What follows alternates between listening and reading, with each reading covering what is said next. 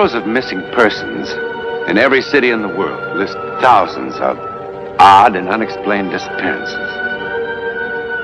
But in the literature of psychic phenomena, there are two sudden appearances that are perhaps as strange and as perplexing as anything that ever happened on this earth. One of them occurred in the town of Chico, in California's Sacramento Valley. The date was March 17th, 1922. It began with something as commonplace and as ordinary as these pieces of granite, sandstone, marble, shale, quartz. Ordinary pieces of rock and stone. Or are they? Yes, sir, that'll be in this week's paper. We're printing it up tonight. Just as soon as... Just a minute, Mr. Stroud. Harry!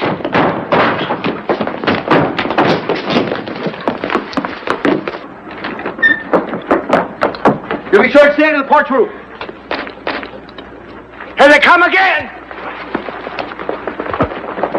Frank! Frank! Frank! Frank! Frank!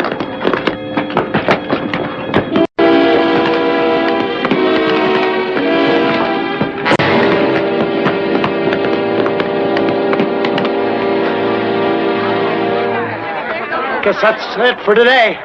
Is he all right? I think he's just knocked out.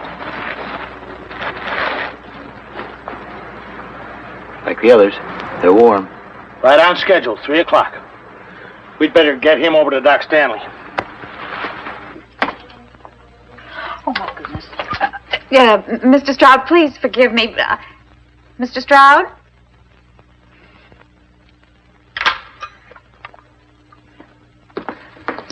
How's Frank? He'll be all right. Harry? Have you told the marshal yet about what you did? Well, there's no sense getting him riled ahead of time. You know, when all those people start arriving in town, he's going to go sky high, Harry. Joe Tomlinson's just worried about looking foolish in front of outsiders about not being able to stop this. Or not being able to find out who or what's been doing. And all those big city newspaper people writing it up, we're going to look pretty foolish. The whole world's going to have a great big horse laugh at us. Maybe. Maybe this is something important that the whole world ought to know about. Jenny, our business is news. However it turns out, it'll still be news. Are you going to meet them? 2:30 tomorrow. Joe Tomlinson won't like it. Joe Tomlinson doesn't like anything.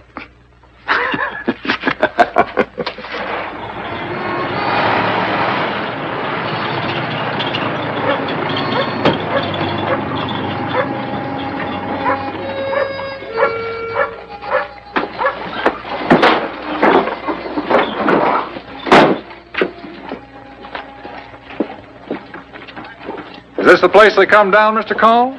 For the last 3 days, yes. But you still don't believe me, do you? Oh, I imagine there's some stones coming from somewhere. I just don't think you're foolish enough to believe there's anything strange about it. You think this is a hoax, too? Well, let's say I'll have to be shown.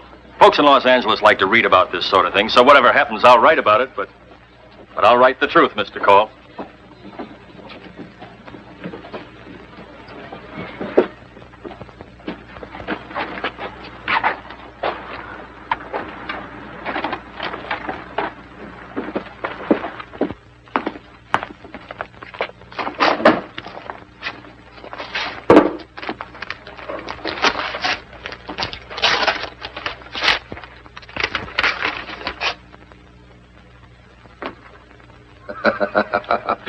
Very good, Mr. Cole.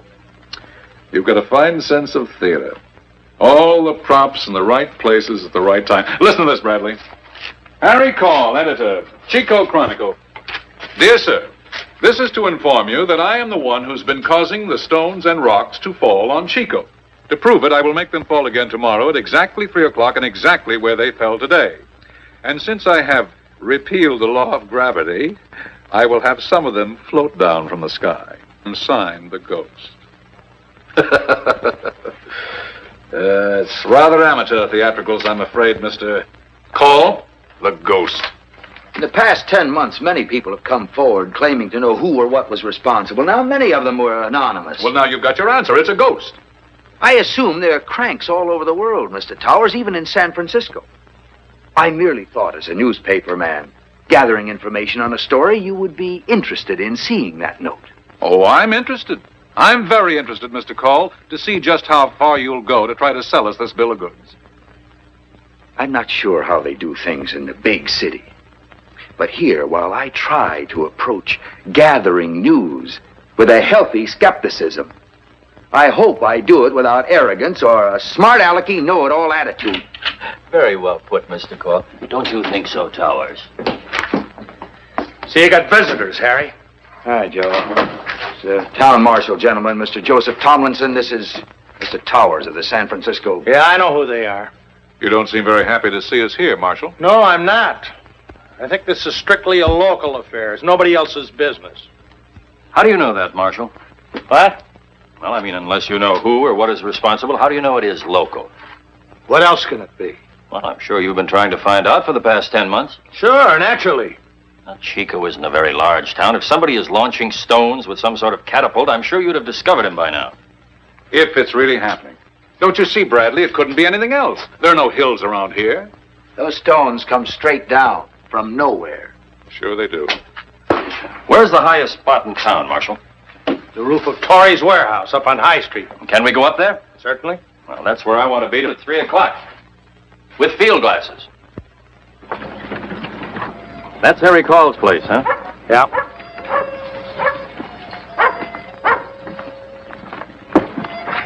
And the stones have fallen there for the last 3 days, huh? Right in it. Mm-hmm.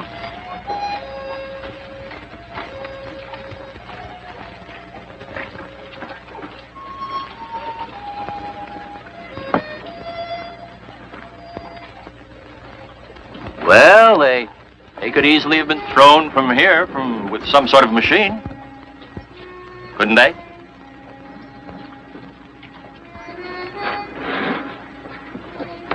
Mr. Bradley, let me tell you something. For the last 10 months, those rocks have fallen just about every place in this town. At all sorts of different hours, day and night. And plenty of those times I've been right here with those glasses. But like Call said, they always fall straight down.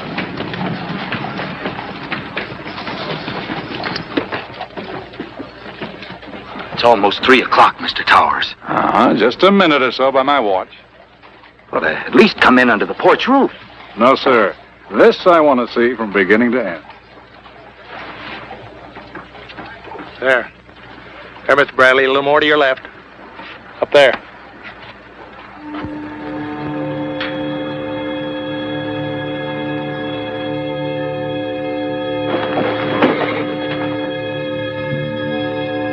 They are. They're falling from an empty sky. They're floating.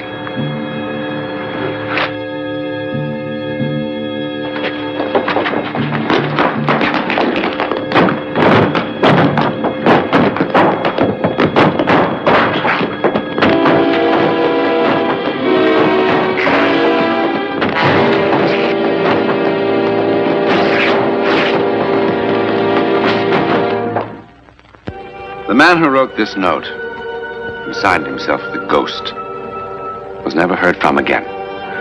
However, a young man who had come to Chico 10 months before, and who had been the subject of much conversation because of his odd behavior, disappeared suddenly on the same day. A nationwide search was made for him, but no trace of him or his invention was ever found. Who was he? Or perhaps, what was he? Because, from the New York Times, printed in 1878, 44 years before the barrage of rocks began over Chico. On the 29th of August, a great number of small fish fell from the sky on the town of Chico, California, covering the roof of a store and falling in the streets over an area of several acres. They fell from a cloudless sky and were both freshwater and ocean varieties. And from the Monthly Weather Review of March 1885, a large object of very hard material weighing several tons, but defying analysis, fell from the sky in the town of Chico, California. Now, was the ghost, whoever or whatever he was, or is, responsible for all the strange goings-on in the sky over Chico? It certainly would be fascinating to find out.